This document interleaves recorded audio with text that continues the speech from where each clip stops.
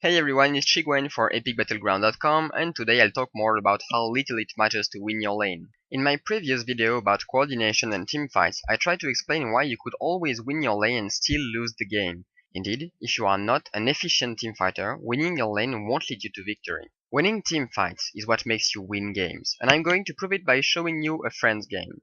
I was coaching him and we were talking about the game, not really paying attention to the first minute of the laning phase, and he paid for it. He died at level 1. I think that anyone who plays top lane knows how hard it is to catch up when you die top at level 1. But it's not impossible. You have to play safe, let your opponent push, farm, build tanky, and wait for a jungler gank. His opponent was confident. He knew he had the advantage, so he kept pushing. I saw that Nocturne was doing the red, so I just told him to lower Singed hit points. And that's what he did. But I told him not to chase. His goal was not to try to kill Singed 1-against-1, because I knew he couldn't chase him far enough. So now all he has to do is stay here and bait, let Singed think that he is scared, and wait for Nocturne. And that's what he did, and that's how Singed dies. When you play top, you must not forget that your opponent is a human being, and he still does mistakes. Even when he has the advantage, he will use it to push, he will do reckless moves, and you have to take advantage of it. By doing this again and again, letting your opponent push, play safe, and wait for a jungler gank, you might even be able to catch up. It's true that you lost your lane at level 1, that you will be forever behind Singed 1-against-1, and that he will outfarm you, it's true, but there is a difference between losing your lane and feeding your opponent on your lane. Even if you lose your lane, but you are still efficient in the team fights, and your opponent is not that far ahead, then you're fine. Here my friend playing Nasus was very lucky, it's true, because Nocturne really helped him a lot. Sometimes you don't have that much help from your jungler.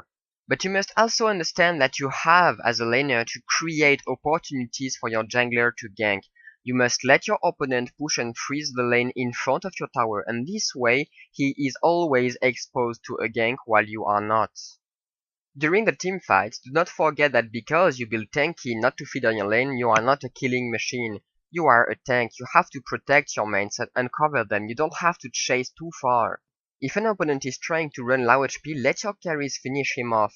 Let them have the kills, just cover them, just do your part, and let them do theirs.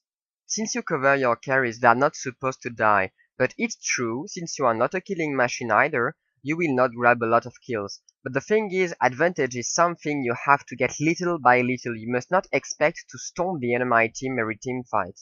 As soon as you start winning team fights, you will know that you will have to push forward and secure objectives. But even this must be done smartly. You must not just regroup as 5 and push, because if you have the advantage but you are not far ahead, you will not be able to dive them.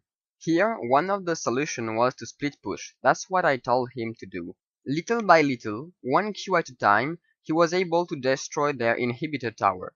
But the thing is, destroying this tower is not your real goal. Your goal will be to split them. You have to brain your opponent. You have to leave the lane and make them think that you went away, that you recalled for some reason or whatever. And they will regroup mid, because there is no more opponent on the left part of the map. So they will be 5, chasing your mates, and you will be able to take the inhibitor alone, while your mates go back. It is risky to do this in solo queue because your mates might refuse to listen to your pings and not go back for some reason. This way, if they get caught and die, there is nothing you can do for them. But if they don't get caught, if they just run and catch their opponents, then it's fine, because if you see that the opponents are just rushing your base, you can always recall if you have to, and if they don't, you can just push their base, take the tower, take the inhibitor, and anyone that tries to fight you 1-against-1, because Nasus is just broken 1-against-1. So in conclusion, players in general are too focused on winning their laning phase to see that it does not matter. Unless you completely stomp your lane, crush your opponent, and outfarm him by a lot, it won't make a real difference.